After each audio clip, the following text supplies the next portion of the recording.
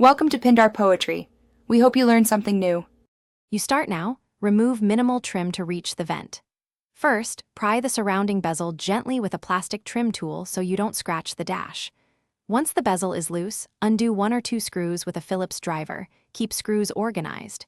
You're creating access, not disassembly, so make small, deliberate moves. Make sure to note the vent's orientation and any clips. This prevents frustration when reinstalling and ensures airflow remains aligned after the swap. You now remove the vent assembly by pressing the retention tabs inward and pulling straight out. Don't twist widely or you'll break clips. Once free, compare the old vent to the new one and transfer any actuator rods or linkage. You'll need to align small tabs so louvers move smoothly. Slide the replacement into place until you hear firm clicks. This confirms clip engagement.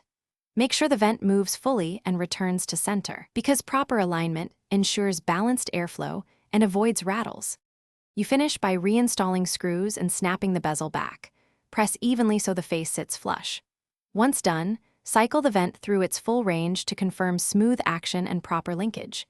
If it sticks or won't center, remove the bezel and realign the tabs or reseat the actuator cable. Small misalignment causes big binding. If you hear a rattle, try thin foam pads behind the vent or slightly reposition clips. These quick fixes stop noise without major teardown. Thanks for watching. Consider subscribing if we helped you.